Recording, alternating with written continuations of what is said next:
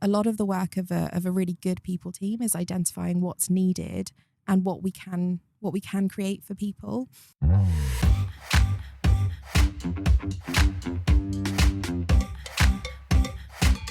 Hello and welcome to the Truth, Lies and Workplace Culture podcast, brought to you by the HubSpot Podcast Network, the audio destination for business professionals. My name is Leanne, I'm a business psychologist. My name is Al and I'm a business owner. We are here to help you simplify the science of people and create amazing workplace cultures. Yeah, and if you're joining us on YouTube, you'll notice there's yet another different background. That's because we are now in Mostar, in Bosnia and Herzegovina, one of our favourite countries. It's just an incredible place. And only because a bag of ice is like £1 for like 3 kilos, but also just beautiful people, beautiful countryside, and just a wonderful place, isn't it? Yeah, we're having a lovely time here. It very much feels like home. But this will be our setup for a few episodes now, I think, won't it? Yeah, we should be in this house for about 4 weeks, and then we're looking for somewhere hopefully for a year. So we'll be coming to you from BIH for hopefully a long year. Today we are talking about human-centered workplaces. Yeah, now this is one of the last episodes we got with some of our water cooler guests. We've also got some other people on there as well. We wanted to group these all together because although they are very different guests with kind of different backgrounds and different job titles, Leanne felt that this was a good theme. And also there's so much stuff around human-centric workplaces at the moment, isn't there, Lee? Yeah, it does seem to be a phrase that seems to have popped up and really gained momentum, whether you say human-centered workplace, human-centric workplaces. They both basically mean that we design work around humans, not around the work or the jobs. So we have 3 awesome experts that will help us dive into that today. So before we do that, it's our favourite time of the week. It's the news roundup. Cue the jingle. What have you got, Lee? Well, I have a word of the week. Word of the week alert. Career cushioning. Oh, career cushioning. You normally ask me what I think it is. I do.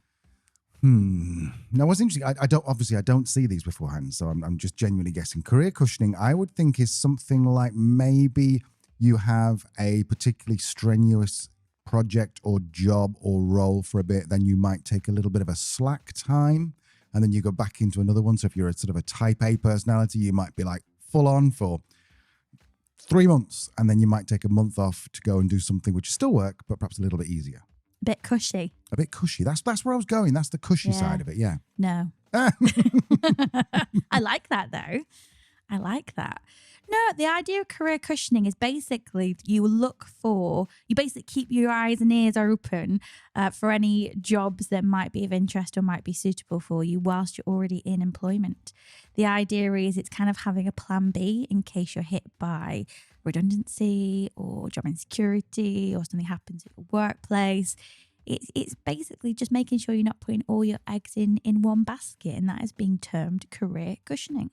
That makes sense. So, I mean, someone once told me that it's like you should act like a monkey, never let go of one branch until you got hold of another. So you're kind of doing the similar sort of thing in that you're just looking out for stuff that will be really good, and you don't want to let go of your current position until you've actually got a new position. Is that it? Or you're just actively looking out for new roles? I guess you're kind of, you've heard of like quiet hiring, where organizations don't necessarily advertise jobs, but they'll keep a lookout for people. It's a similar thing, but in reverse. So you're not necessarily, I want to leave my job now, or I will leave my job as soon as I find another one. It's more a case of just keeping options open, keeping a lookout, keeping your LinkedIn updated, keeping your network up to date, having conversations, keeping your relationships going with recruiters. I think it's smart. There are some people that are questioning the ethical nature of this, to look for another job whilst you are in employment and arguably happily in employment. I don't see the issue. I think it's so unpredictable, the economy that we're in right now and have been for the past 10, 15 years. I think anything can happen in terms of redundancies. I think any successful person is usually quite strategic over their career moves, and that'll mean, always keeping that eye out for that next possible position. I think in terms of an organization, if you're having these really robust conversations around professional development with your people, you'll know fine well if you are an organization that can cater for their future needs. And if not, how do we make sure that we're supporting that person in the long term? Because ultimately, what was that? I know it's so cliche, but I think that Richard Branson quote is really, really bang on. You know, treat people, or is it train people so they can leave, treat people so they won't? Oh, I like that. And I think that's the ethos I would always go down is, you know, people want to develop and they're going to leave at some point if we can't provide those opportunities. So yeah, career cushioning, I think it's smart. It is. Sounds good. What else you got, Lee? Oh, well, a little story talking about career cushioning and why it's important in this unstable economy. Wilkinson's, the UK discount chain. Al, have you heard? I did, unfortunately. Yeah, they are in a bit of a pickle. So as of the 10th of August, they did collapse into administration, putting 400 shops and 12,000 jobs at risk. It's really sad. 90 years Wilco's has been going. If you haven't heard of Wilkinson's, our North American listeners or our Australian listeners, how do you describe it, Al? Wilkie's? I suppose like a cut price Target. And we've been told that Target is kind of like just general, like a Walmart, but not without. So Wilco's doesn't really do food. It'll do things like you can go and buy foil, or you can go and buy toilet roll. You can go and buy cable ties. You can go and buy shampoo. It's just this discount store. And I'm guessing what they did in the past was make deals with certain, like much like Costco does, make deals, buy in bulk, and they can sell it a little bit cheaper. It's always had the kind of a strange place in our hearts as Brits, because it's not somewhere where you'd necessarily want to be seen shopping. Like, you know, if I think a lot of people will go to Wilkinson's and take a different bag, a Sainsbury's carrier bag, or like a different supermarket carrier bag to put their stuff in because they don't want to be seen that they've been shopping in Wilco's. To be honest, I think if you ever go to a park in the UK and you find someone weird sitting on a bench drinking cider at 9 a.m, there's a good chance they've got a Wilkinson's carrier bag next to them with all their stuff in it. I'd say that's fair. So that's fair. But yeah, it's had over almost 100 years of trading, 12,000 jobs at risk. What was really cool about this story, though, it's still ongoing. Currently, rescue efforts are still ongoing for finding a buyer to save Wilkinson and its staff.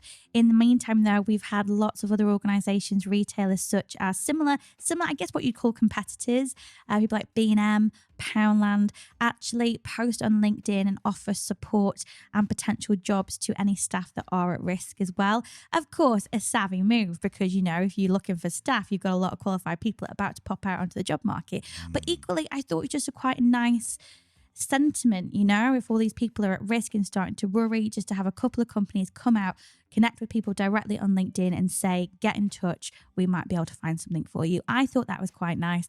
As it stands, nobody has been made redundant from Wilkinson's. Rescue efforts, as I mentioned, are continuing. So we'll see what happens. But yeah, I'm sure a very nervous and uncomfortable time for those many people that are currently waiting to see what happens. From a business point of view, I'm always a little bit, not skeptical, but concerned about a business that is very low margin, works on high volume, low margin. Costco obviously are doing it well, but Walmart, and I think it's Sam's Club, which is part of Walmart, it's like their Costco's equivalent. Anything that's low margin, high volume, I always feel is a bit risky. So if you are in that job, then perhaps you want to be doing a little bit of career cushioning just to have a little look around. How about that for a past referential? Very nice. What else you got, Lee? Well, you will remember from not too long, was it last week? I feel like my weeks are rolling into, was it last week we talked about? No, it was birthday last week, wasn't it? I have no idea. Yes. No, I think birthday was 2 weeks ago. But anyway, it was in the last 2 weeks. At some point this month, we did an episode on psychology of happiness. August has lasted for ages, hasn't it? I know. It's weird, isn't it? So yeah. The psychology of happiness episode. After that, I got reflecting and started to wonder. I wonder what my network would say to the question, should leaders be responsible for employee happiness? If you haven't listened to that episode, or if you can't remember our stance on it, go back and listen. So I did a little poll. I did a poll on LinkedIn, Al. So I asked people exactly that. Are leaders responsible for the happiness of their employees? The poll was not conclusive. I'll tell you that. So I think we had about a third of people say yes, a third of people say no, and a third of people say other. So there didn't seem to be much consensus on that. I can't see who voted for what, but I did ask people to leave a comment to explain the answer that they gave. And I thought there were some very insightful people that I thought would maybe share some of their comments. Lovely. Yeah. So if I'm looking this way, it's because I'm reading the comments. So excuse me. But yes, so our first comment was from Danielle Wood. Danielle is a highly experienced HR professional consultant and coach that specializes in creating inclusive workplaces. She said, I think that happiness is a state that comes and goes like the seasons. If you don't experience the others, you don't appreciate when it's good. I think rather than being responsible for happiness, the leader is responsible for creating a psychologically safe space where people feel included, have purpose, have clarity, have opportunities for personal growth, and have the tools and support to achieve things. In doing this, people can flourish, build meaningful relationships, feel empowered to fulfill potential, and feel they are really seen and heard. All of this culminates in a strong sense of well-being and moments of happiness. Lovely. Well said, Danielle. Well said. What is it? Is it Dolly Parton who says, if you want the rainbow, you've got to put up with the rain? I think that is, to me, that's the whole point of happiness, is that happiness is an elevated state to, you've got to have both. You've got to have unhappiness and happiness, because otherwise happiness just becomes the norm. And then you're searching for, and then you become one of these weird people who are just always searching for the next thing that's going to make them happy. So no, well said. Totally agree. I thought a mic drop moment from Danielle there. We also had a comment from Hayley Reese. Hayley is a content marketer and works very closely with Bernard Brogan, who was on our founder series not too long ago. Hayley said, I think ultimately our happiness is our responsibility, but leaders, managers, and work in general has a massive impact on our lives. So I don't think it's a leadership responsibility, but employee happiness is a priority for all great leaders. Nice. Yeah, I quite like that as well. I quite like that it was a case of ultimately it's our responsibility, but let's not forget the impact that our leaders and managers can have on our mood and on our happiness. So yeah, and I like that. Great leaders will take that in as a priority. And finally, I have a comment from Jordan Wilcock, who is police detective at Greater Manchester Police. I thought this summed up everything really beautifully. He said, leaders shouldn't be responsible for employee happiness, but they are most certainly responsible for employee unhappiness. Oh, nice. Well put, Jordan. That was fantastic. Yeah, brilliantly summarised there. Thank you so much. Thank you to everybody that voted, everybody that commented. Maybe we'll do that again in the future. Lovely. So, have we got anything else we've got to talk about before we jump into our guests? No, that's me. So in this episode, we are talking about human-centric workplaces, and we have 3 awesome guests who are joining us to help us do that, and specifically talk through the 3 main traits or characteristics of a human-centered workplace. Okay, so first of all, we've got Catherine Della Poa. I think it's Della Poa. I'm sure Catherine will tell us if we get that wrong. She's a leadership coach and an expert in emotional intelligence. She founded a consultancy back in 2017 called Halcyon. Cool name. I like that. And she's also an adjunct professor at Holt International School of Business. So here's Catherine. I work with individuals, with teams, particularly lots of teaming work right now, and organizations to create healthy human systems at work. Our second guest is Stacey Thompson. Stacey is a qualified mental health practitioner and the founder and CEO of the Performance Club, a mental wealth consultancy. Yeah, my name is Stacey.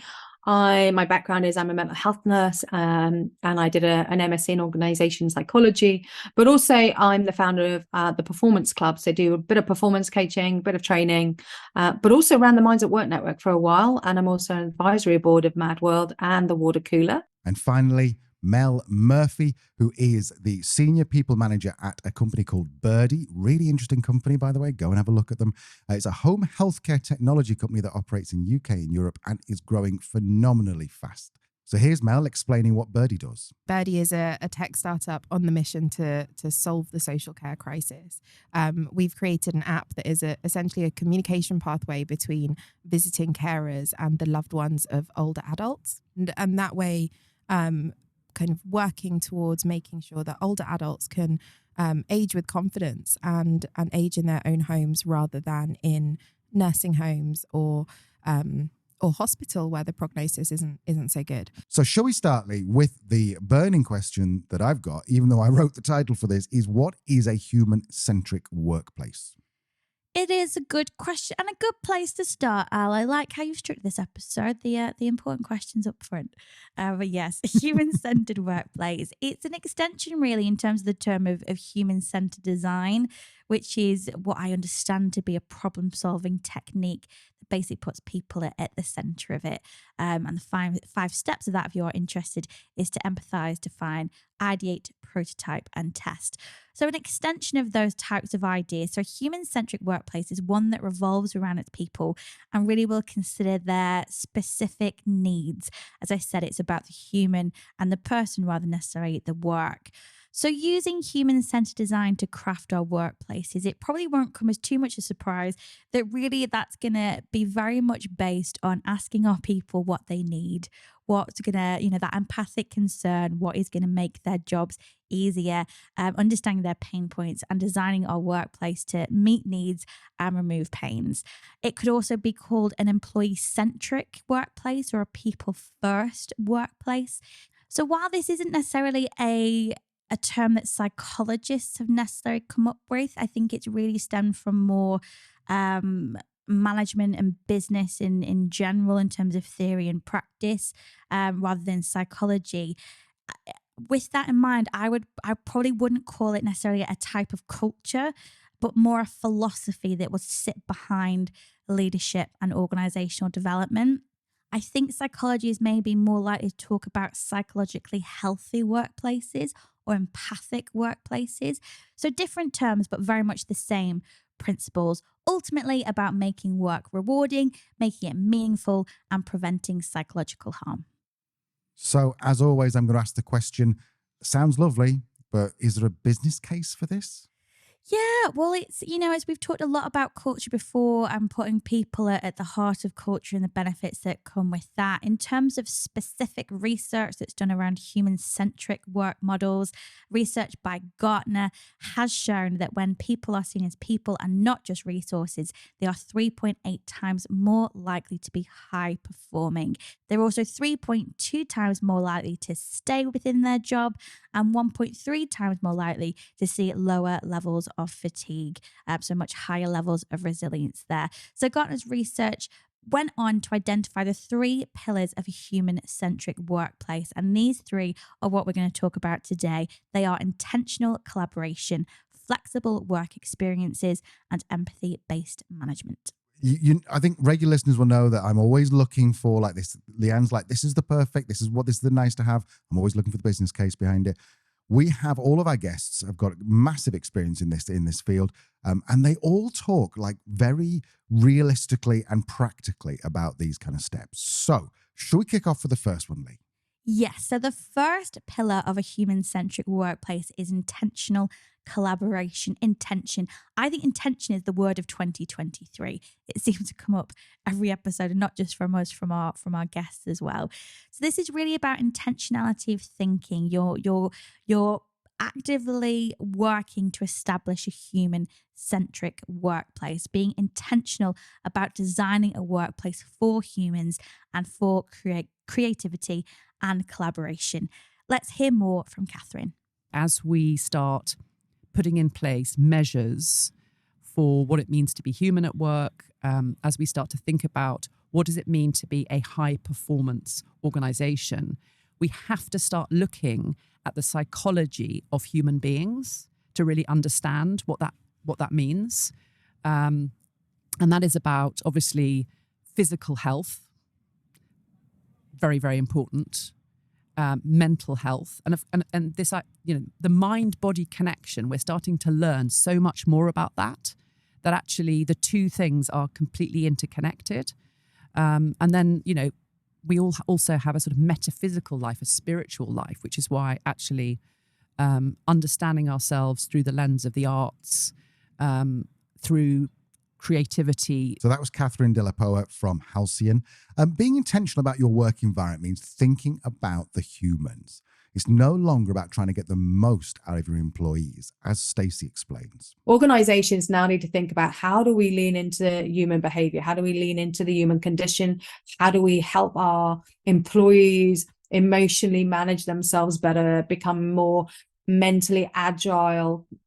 Think about cognitive flexibility. I love teaching the concept of the corporate athlete, which is all about, you see athletes who literally spend hours and hours and hours training for one-off event where they're then going to be measured for their success, right? Whereas us as executives, we spend all of our hours performing on what we're going to be measured about, and literally basic 10% on practicing, which is silly. And it's interesting because when you teach it, even the employee really struggle with the concept, because we've got so addicted or so entrenched in this belief that working harder produces more, when actually it's about working better in a healthier way, in the view that the energy that you give out, you must also take back in, because your body needs to be able to perform at its very best, and it can't do that if you're just depleting it all the time of lots of energy. Intentionality isn't just about strategy, though. It's about being very clear about what solves a problem from the perspective of your employees. This is very much that adult to adult conversation. And you know the word for that, regular listeners, that is called employee voice. Birdie were very intentional in using employee voice when it came to putting together their benefits packages. Let's hear more on that from Mel Murphy at Birdie. And our values aren't necessarily to offer the best benefits package, but to offer the most sustainable benefits package. So to make sure that what we're delivering is actually what people need. I think this is the thing when we talk about well-being, there are so many products and so many really well-intentioned offerings out there that a lot of the work of a really good people team is identifying what's needed and what we can create for people.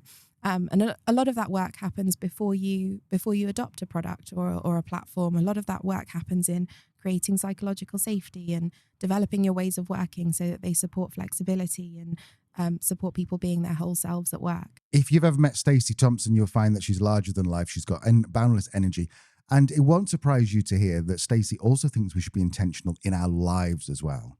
We really need to be more intentional as a society. I'm not talking just about employers. I'm talking about, as human beings, we need to stop getting carried away by all of these things that have been put into the world to make other people money, but to get us addicted to it, because they're harmful for us, for our longevity.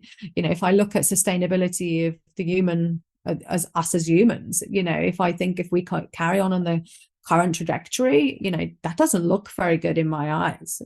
So just reinforces, like I say, why I'm on this planet. I think I'm on this planet to help others, to create a great change for a great amount of people. And all of this stuff just reinforces that, what I'm doing is right. So Stacey really gets to the heart of intentional collaboration here. She says it's about discussing and making decisions for the long-term benefit of us all. Now, intention to be human-centric starts with the company and its leadership, and that intention needs to be shared with its employees. So once we've decided we're going to be intentional about human-centric, we now need to be a lot more intentional about our mission and our purpose. What's the reason that people come to work for us? Birdie have always been very intentional by outlining their mission from day one, and that's ensured that every individual at Birdie is very clear on their intentions too. There are some regular retreats that Birdie run that allow everyone in the company to be really clear on why they work there, which in turn leads to an amazing culture of community and shared purpose. Here's Mel to explain more. So we have 4 co-founders who are still very, very active in our day-to-day. Max, our CEO, and Gwen, our Chief Information Security Officer, were the two who really came up with the idea based on an experience that Max had with his grandparents. And so it's always been, the mission has always been very personal. We have a company retreat every year where we all go over kind of why we're here, and it's really interesting to hear those stories change over time. But every single person at Birdie has a reason to be there, and has a very personal reason for being there. It's a highly, highly emotional session. We do it every year, and I'm always surprised by how many tears there are. But also brings us all much closer together because we all know why we're there, and it really helps us kind of feel united in driving our mission. So this year, for the first time, in fact, last week, we had 3 different retreats, kind of 2 days for groups of teams. So we had a commercial, a delivery, and a core operations retreat, which gave each of those kind of groups of teams opportunity to really strategize together, to really bond. We have a very flat structure at Birdie, so it's operationally really important that we all get together and we strategize together, and we're all really aligned with the direction that we're going in, and we all have an opinion and are able to share that opinion in a forum with our peers. So that's definitely a focus for us moving forward, kind of getting better at doing those smaller retreats. So we asked Catherine, what is this business case for intentionality? Why do we have to think carefully about what culture we intend to create? Catherine explains. So we get to choose to put £1 million, $1 million into a business. And we're looking at these 2 businesses dispassionately, which is what institutional investors or venture capitalists, private equity companies do. They look at these businesses, okay, what do the numbers look like? And then you start to scratch below the surface of numbers. And let's imagine you've got company A and company B. And you know, for example, that absence rates in company B are very, very high, that burnout rates in company B are really, really high. So what does that tell you about the culture, what it feels like to work around here? It's clearly got a problem. We are seeing more and more investors request people and culture data in their due diligence. If you are looking to scale and exit your business, these are metrics you need to be collecting. These are metrics your investors will want to see in the future. High turnover, absenteeism, burnout, they're bad for business and they're bad news for investors.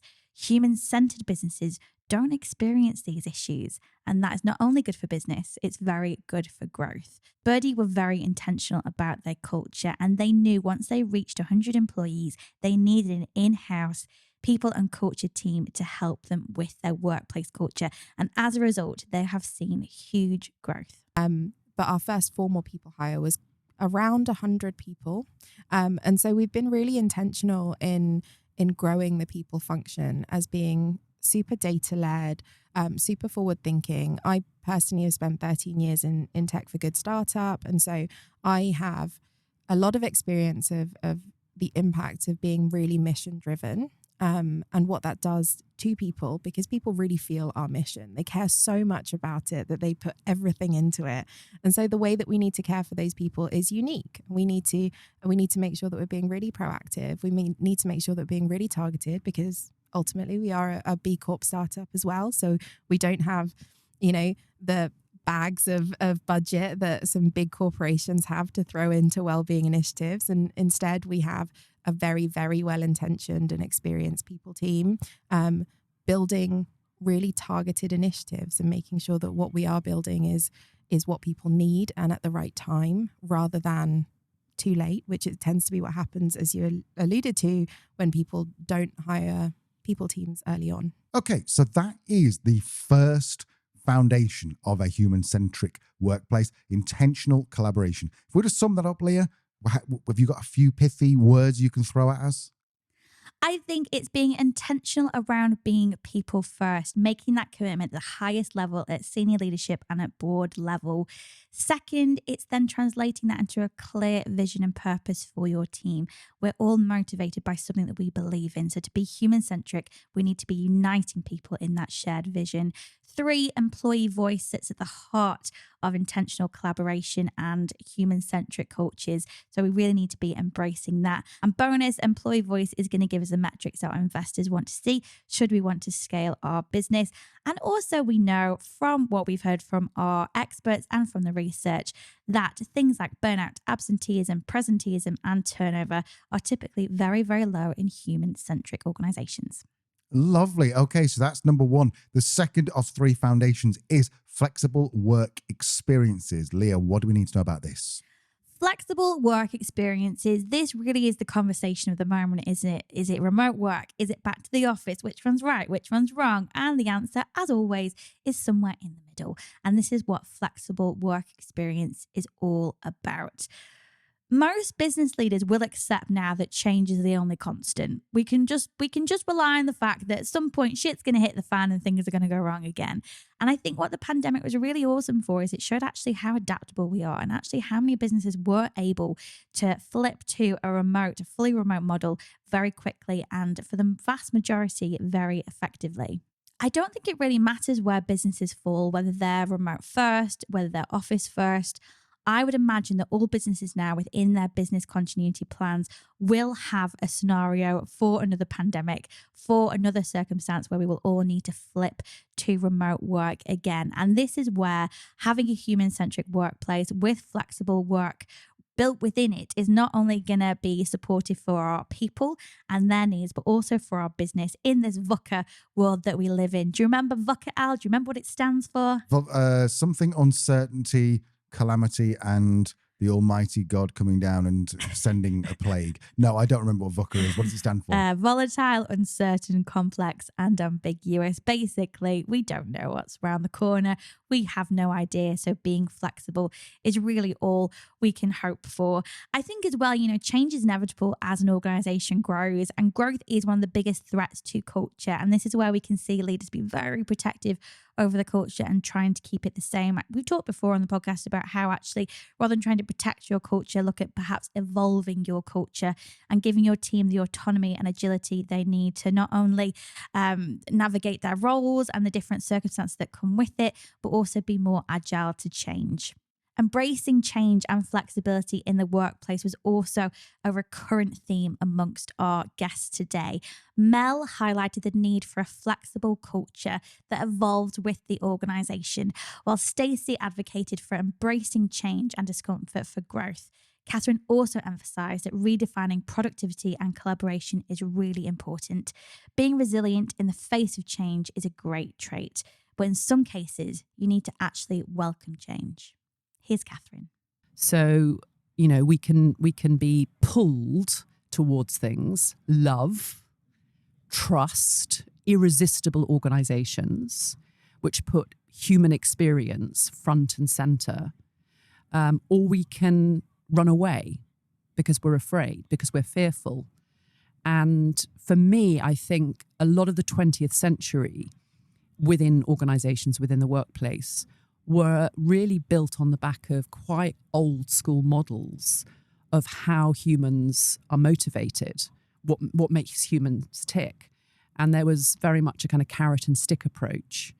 I'm the boss and you're going to do what I say, which is actually, now that we know everything we know about humans and human psychology and intrinsic motivation, we understand that actually goes completely against what it means to be human, what it means to be a productive citizen, what it means to be somebody who engages with a full heart at work. And people are saying, no, this isn't working for me anymore. I'm actually deeply unhappy. I'm stressed out. We're seeing burnout rates at a ridiculous level now in organizations. People are resigning left, right, and center. We've got 1 million job vacancies open right now in the United Kingdom. Something's got to go. Something's got to change. And I think there's a huge opportunity now to create the most amazing, healthy workplaces fit for humans. The other benefit to change is that it does create this tension and challenges, which sounds like it's not a benefit, but it is, because the human mind requires this very fine balance. This is what I've learned from Leanne. Too much change makes us feel threatened and stressed, and we're on high alert. And if we're left like that too long, we can experience this burnout. But the same is true if we're not challenged. If we're bored or we see no meaning in our work, there's no opportunity to progress, then that's called rust out, which we talked about 6 episodes ago. And both of these are bad for our mental health. So we need this balance. So some change and challenge is good for the mind, the body, and the soul, because it makes us feel alive, as Stacey explains. I think the only thing that we know about life is that change is like, it happens every day. And like, I think people are scared to be uncomfortable, but if you're not uncomfortable, you're not growing and you're not learning. Like, I think sometimes we're more accepting of some of these things. Like, I find it really weird that people like sign up to uni. I mean, uni's like, I did a master's for a year, and like the only reason I got through it is because, first of all, I'm not a quitter. And second of all, I said to myself at the start, like, this year's going to be hell. Like, I know it's going to be hell, but I'm going to get through it. And I used to say that to myself when I was knee deep in assignments. And I think somehow we seem to get over that. Like, we seem to get over the concept of this is going to be dreadful if I'm going to get a degree at the end of it. But we're not so great at that in our day-to-day life. We seem to think that there's no challenge. And like, the challenge is in the journey, right? The challenge is every day, like expanding your brain to learn new things and to do new things and experience new things. And I think the actual problem is when you become static. Your brain like doesn't know how to cope with that. Like, we're on this planet to grow. Another change we're seeing as part of this progression is, and particularly in high stress environments, is the phasing out of competitive workplaces and old-fashioned managers. In fact, it's probably down to those pesky Gen Zers again, who are demanding that this workplace is changing into this new type of culture. What's really, really interesting to me is seeing how the science is changing from, compete to actually human beings over the past thousands of years. What has enabled us to survive and thrive has actually been our kindness and our ability to collaborate. It's not the compete, it's actually the kindness and the collaboration. And I think the over-financialization of the system that we live in has pitted us against each other. And I think power dynamics in systems have pitted us against each other, the haves, the have-nots. So I think that's the change I'm looking for. So providing a great workplace environment is all about helping our people to create these boundaries. It's going to help them live healthily and also socialize freely. Socialization at work was maybe once a no-no. And I think, these days we've not only learned that socialization is really important to make work more human-centric, but also to create these psychologically safe environments. We want to trust people. We want to have positive relationships with our peers, with our colleagues, with our managers, to spark this collaboration and creativity. Catherine explains how Google did this. Google has been famous for this. They now, going to the gym, taking a run, going on whatever, all of that stuff, yoga, the physical exertion to get your mind in the right place. That's part of a Google employee's every day now. It's not just something you do kind of on the side. So they've brought all of this stuff in to, focused work, collaborative working, rest and recovery, and socializing. Guess what? Socializing is part of how humans work. If you think about the process of creativity and innovation, I need to socialize the idea. I need to push the idea through the organization. I need to kind of get feedback from people. So I think this sort of one-dimensional view of what it is for a human to be productive is just being smashed. And we realize that actually there's multiple modes of working. And that's what organizations have the opportunity to embrace. In fact, resisting change is massively counterproductive. It might feel really natural to be protective of our culture, but as you grow, and even more so for high growth companies, your culture will change. Mel talks about this as culture add. I've worked in so many startups where there is this narrative around protecting culture. We must protect the culture. The culture must stay the same. When actually, if you're really embracing culture and values, what your culture should be doing with every single person that leaves and joins is adapting slightly, flexing slightly. The intention should be the same, and we should make sure that those intentions follow through in all the work that we do. But our culture will change and it will shift, because everyone who comes in is a culture add, is a value add. And we need to be able to embrace that change. We need to appreciate it for what it is, because it's a really cool and beautiful thing that everyone who comes in has something to add to our product, to our culture, to our mission. It is really important to accept, though, that this kind of change doesn't happen overnight. Rarely any change does. It requires some time, some patience, and this openness to learning. Here's Stacey to explain a bit more. And what they say is that a small habit will take about 30 days to change, a medium habit like 3 months, and a bigger habit 6 months, right? But that's when you're practicing that every single day. Like, we call it deliberate practice, right? So it's a bit like if you were to tell me that you wanted to become a really great pianist, like, you couldn't just decide that today and then tomorrow play me a bit of Mozart, right? You would have to go through like some sort of form of learning, teaching and practice in order to get where you need to be. And even then you would still have to maintain that to keep your skills up, right?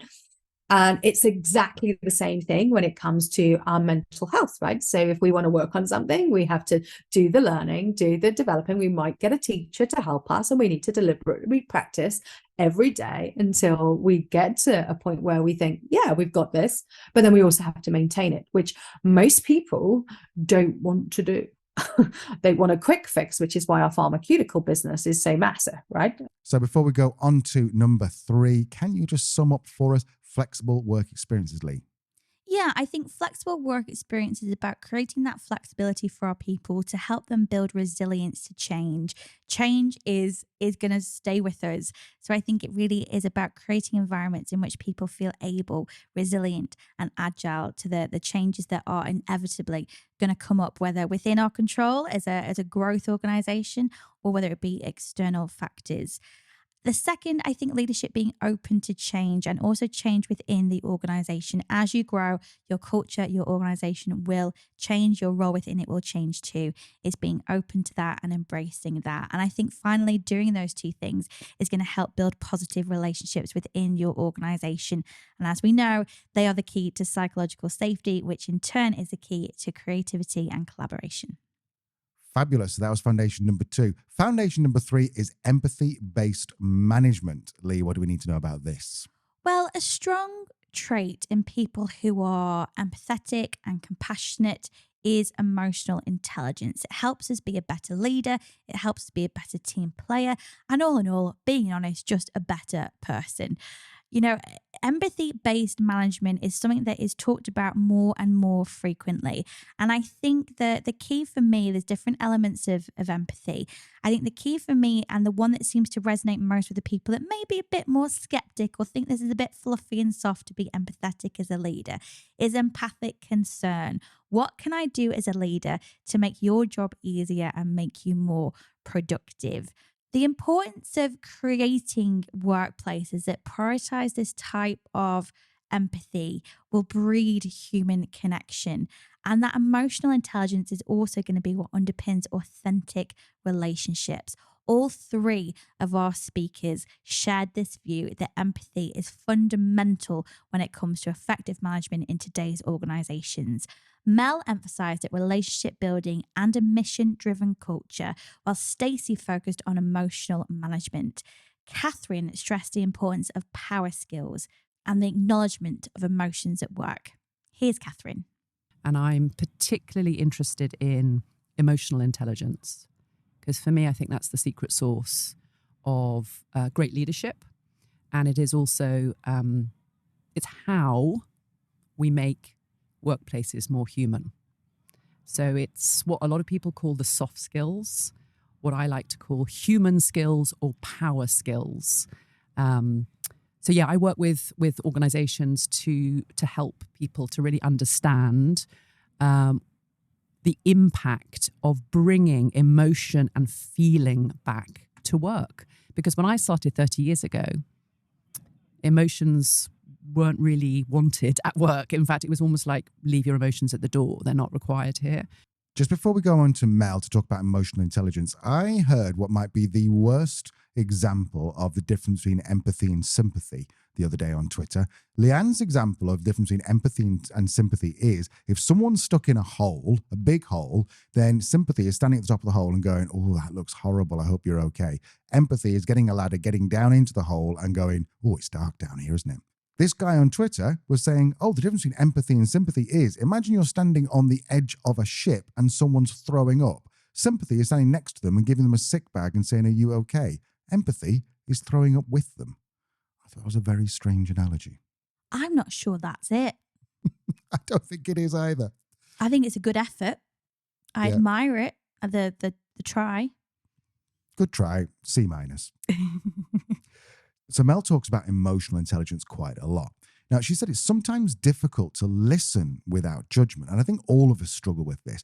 But Mel, who seems to have nailed this emotional intelligence, has a great way to listen without judgment. I practice something called unlimited positive regard. So I will come into every situation. And for anyone who studied mental health first aid, this is a key concept of that, is not having judgment in any situation. So just being completely open. And even if someone is coming at you and going, this is awful, I hate this, you are just a recipient of that. You're hearing it. That's their perspective. That's their lived experience. You have no place to judge in that space. Hear them out and therefore create that safety for them so that they can continue to communicate in that way. I think as humans, it's almost impossible for us not to be judgmental in some way. You know, we're going to have an opinion on what somebody is thinking or saying or experiencing. I think it's more a case of be judgmental. Just shut the fuck up about it. Like, you know, if I'm going to listen to you and be empathetic and try and help you in this situation, you don't need my opinion. I can have it and I can maybe go back to, you know, back home to my partner and go, you won't believe what Jeff said today, you know, but I just don't think, you know. So regular listeners will know that Leanne and I used to volunteer for a charity called the Samaritans in the UK. The whole point of that is non-judgmental listening. But it is so difficult to listen to someone and put your judgment to one side, particularly when it's something which you've been through yourself. It can be. And I think, again, this is why, you know, as a manager, if there's one skill that you're going to develop, it's that listening skills. And I think really, you know, coaching is a brilliant way to, in terms of training, you know, training in some kind of coach-based leadership is really effective because it teaches you all these skills. It's not about changing your opinion. It's not about changing how you think things should operate or work. It's about learning that your opinion in this moment is not necessary, it's not important, and it's not going to be helpful. Lovely. Lovely. We should get a t-shirt with that on. Your opinion is not helpful. We don't care. No, we do care Ours about is, your opinion. though, all right? That's why I've got podcasts. Yeah, if you've got a microphone, you're allowed an opinion. So, do you have a microphone? Yeah, maybe that's not a good judgment. We have listened to some podcasts where they perhaps shouldn't have microphones. Anyway, so Shade, who? I'm not going to say anything. Oh, go on, who? No. I'm not saying, because the whole point is that No judgment. No judgment. Well, there's plenty of judgment here. So if your workplace feels like is squeezing every single drop of work from you, then it just feels like you're surviving, not thriving. Now, Catherine talks about this compassionate environment, which helps people to thrive instead. Increasingly, organizations are starting to realize that if you want to have people thriving, you know, that there's a scale here, isn't there, between people who are surviving and then what we really want with engagement is we want people who are actually thriving, who are leaning into work where we're getting more than just a 9 to 5 out of them. So I think there's huge bodies of research now that evidence the importance of the investment in whole human being if you want to have a productive, high-performing workforce. The perfect example of this is the idea that leaders or management or senior management seem to think that everyone should be at work and doing 8 hours of focused non-stop work. We can't do that. We all know that 8 hours of focused work is impossible, like with anything, especially work. there is a recognition of what does it mean to be human. Well, I think one of the things about being human is being on your A game and doing 100% focused work for 8 hours a day is just a nonsense. It's just not true. So then what is emerging from all of the neuroscience now about being in the flow of work, because guess what? That's when we do our best thinking. That's when we do our innovating. And going back to this idea of, if you're an investor, you've got company A, you've got company B, where do you put your money? Do you know what? I want to put my money into that healthy workforce. I want to put my money where people want to go to work, where there are low indicators of burnout, where there are, where people are actually socializing at work. They're doing focused work for some of the day. But they're also doing collaborative working, because guess what? That's what humans like to do best. We're kind of made for that collaboration, social piece, where there's also, you're building rest and recovery into the working day. Stacey made a really awesome observation. She feels that the pandemic has forced us all to be a little more kind to each other and to ourselves. And I actually think the pandemic enabled us to connect with people in a way we've not been able to do in a long while, and also able us to soothe ourselves without the distractions that we often have to pay for, because those things weren't available to us. So we had to think outside of the box. And I think also it enabled us to, I guess, appreciate somewhat the finer things in life. It kind of calmed that dopamine aspect of us and actually allowed a lot more of the serotonin, longer term happiness, oxytocin type activity, which is caring for each other, hanging out with one another when we can, communicating, all of that stuff. So I think coming out of the pandemic, it just reinforced my values, about kindness, how much kindness is important, how much friendship is important, how much connection is important. Yes, achievement, success, doing well in life. Yeah, it can help you along those ways. But if you don't have the fundamental basics, then inevitably you will feel the wrath of the human condition. You will feel disappointed and sad and ashamed and guilty. And Catherine completely agrees. That kindness is the highest form of intelligence. I'm very fortunate to be married to a man who's incredibly kind, and it's something that it's a value and a trait that I really respect in other people, and I think that is the beginning of change. Being kind to yourself, being compassionate to yourself, as we talked about earlier, forgiving self, and I think that has got to be the beginning of a massive transformational change. All change has to start with self. If you're going to go on some kind of transformation journey, organizational well-being journey, it starts with myself. What is the world I want to create? Okay, so we know that compassion means kindness. But what happens when you have to have a difficult conversation with someone, as most leaders at some point in their career will have to do? Well, can you still be compassionate? Mel from Birdie explains that she thinks she can. So I went over this concept that there are 3 types of conversation. All conversations fall into one of 3 types. They are relationship building, possibility building, or moving towards action. And I see them as like a child stacking toy, the one with the stick and 3 donuts on it. And the key for me is that foundational element, which is building a relationship, understanding your peers, understanding your direct reports, understanding your manager in a way that embraces them as their whole self, not just the person that they turn up to work as. So are we asking the right questions? Are we listening? Are we hearing, which are 2 different things? And are we really understanding who this person is? Are we creating space for them to be able to say, actually, I'm not aligned with this project. This is my flag. I think this is a blocker. Are we creating those spaces? Because if we aren't, what we're doing is we're driving people to deliver on things that they don't feel psychologically safe working on. And so build that relationship first, allow people to show up as their whole selves. And then when you have those tough conversations, they're a lot easier to have because you're coming at it from a place of mutual trust. So being kind to yourself is so, so important. I think often comparing yourself to others is the worst thing you can do. It was Teddy Roosevelt who said that comparison is the thief of joy. Why would you count someone else's blessings instead of your own? Like I remember working for a crisis team over in West London, which is attached to Imperial College, right? Genius College for mathematicians, scientists. And you'd have people that had been top of the tree in their secondary school, done really well. And then suddenly they were surrounded by other geniuses. And no longer were they at the top of the tree. They were like 25 in their class.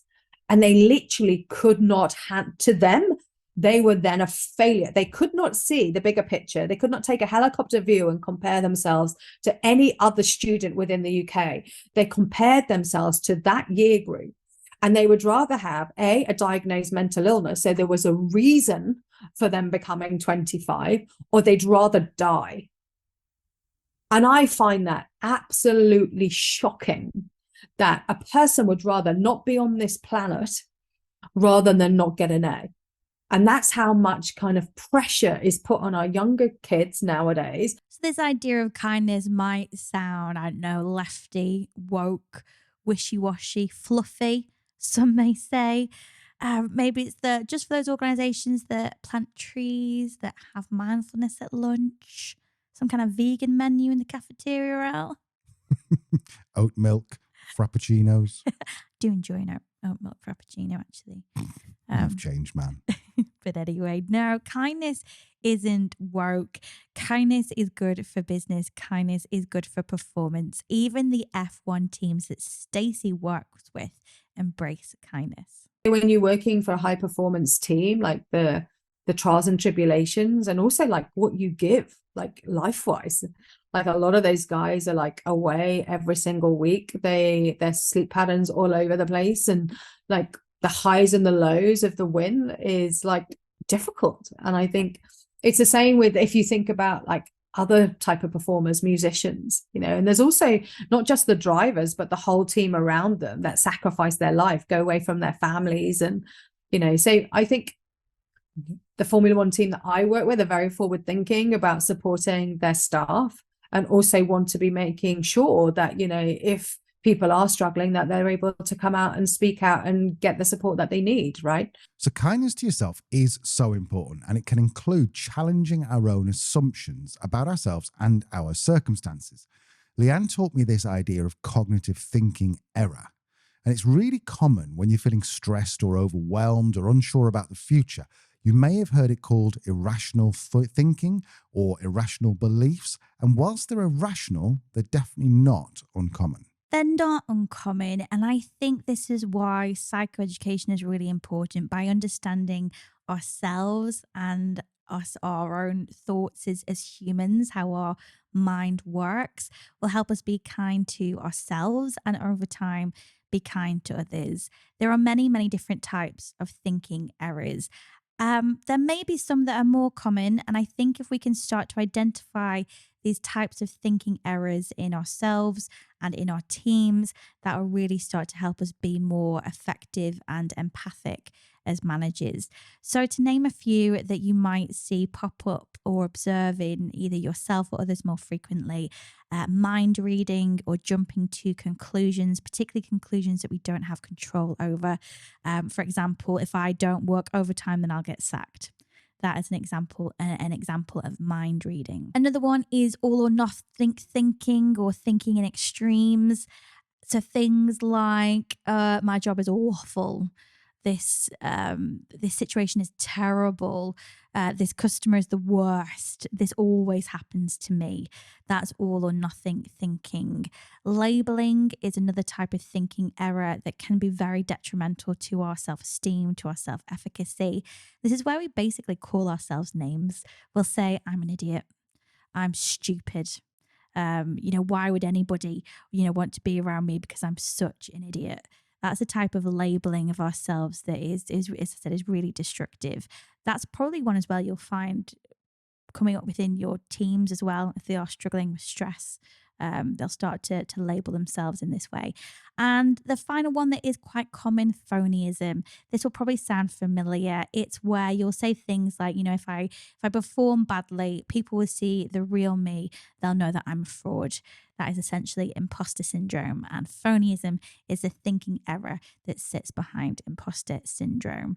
So there are some common thinking errors. There are many others. I would absolutely suggest that you try to start to identify these in your own way of thinking and with those in your teams. And to help with that, Al, I thought we would finish this episode with a little suggested exercise, a little challenge for our listeners to maybe start to help them identify these thinking errors. What do you think? Yeah, but I'm terrible at these exercises. See what I just did there? I labelled. Very good. Very good, Al. You're all over this. Only because I know that if I'm really stressed or if I'm having a bit of a bad day and I drop something, I do tend to go, "Oh, you're a dick, Al," and Leanne always shouts me for it. But before I was like, "Oh, well, I'm just expressing how frustrated I am." But she's right. That is labeling, and that's not very helpful. But so this exercise, what do we need to do? So this is, dare I use the word journaling? Oh, I know no. we have some British listeners that might be like, although I think their opinion is changing. What can really help us to identify these thinking errors is to create a record of them and to start to identify patterns.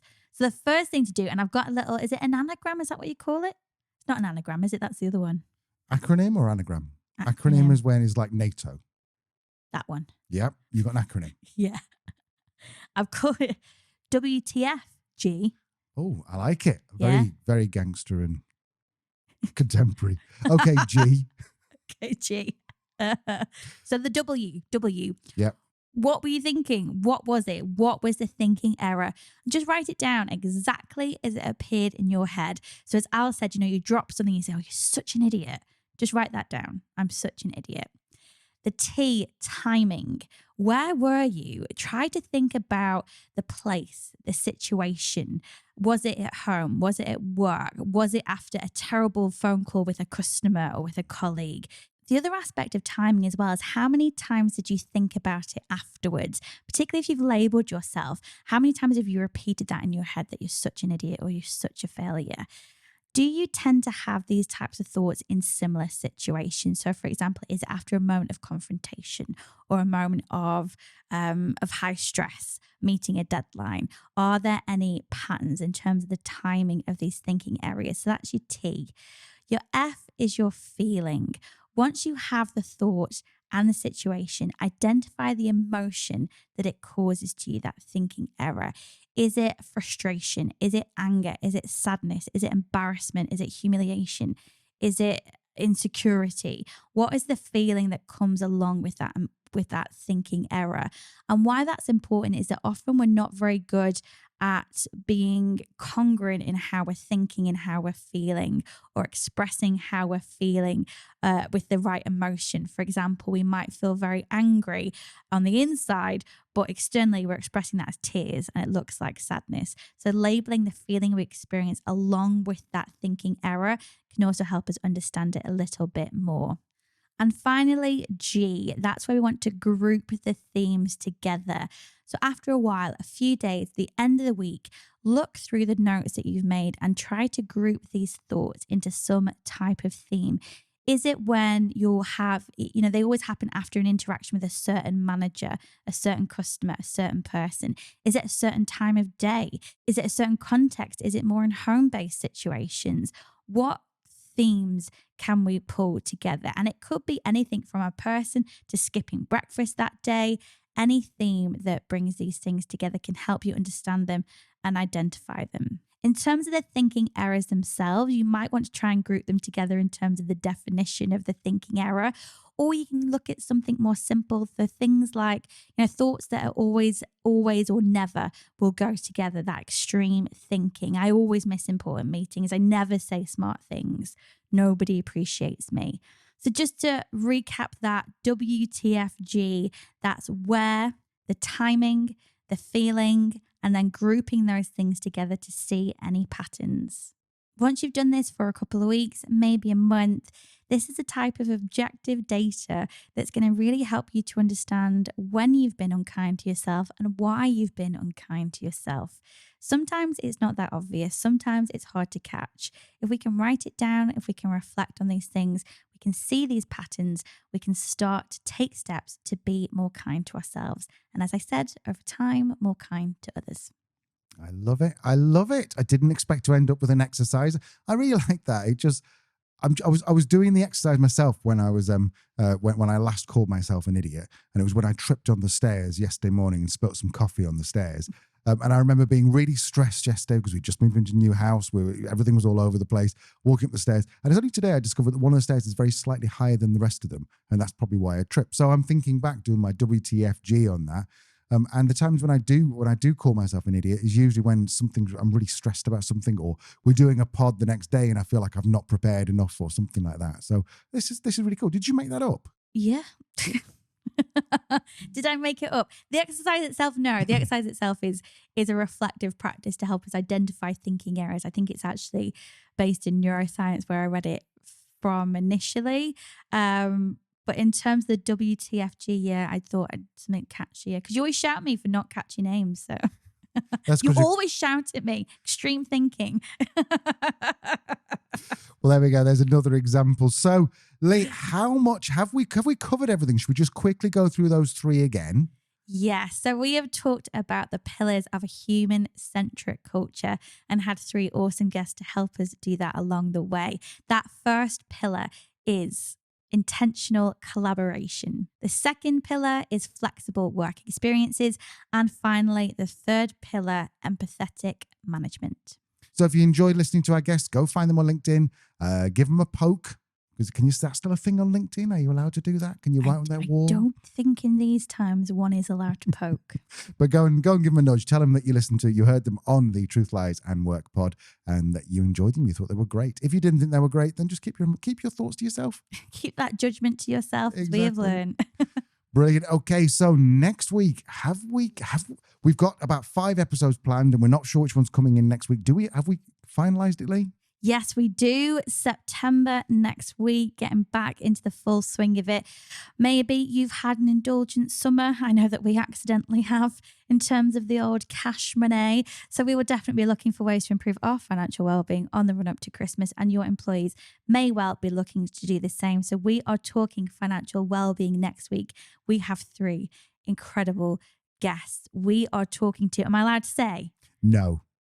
I think we should keep it for next week, because one of them you've been chasing down for about 9 months and you finally got. I haven't been chasing them down. It's taken me that long to pluck up the courage to actually get in touch with them and ask them. Once I asked, they were like, yeah, sure, sounds great. And I was like, really? Well, there you go. Yeah, there's a cliffhanger. There's a cliffhanger to leave it on. So we'll see you next week. Bye. Bye-bye.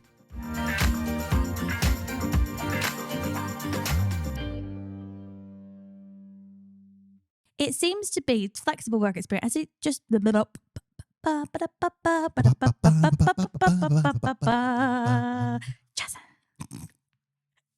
Eyes and teeth. Eyes and teeth. Tits and teeth. Oh, tits and teeth. I'm leaving that in.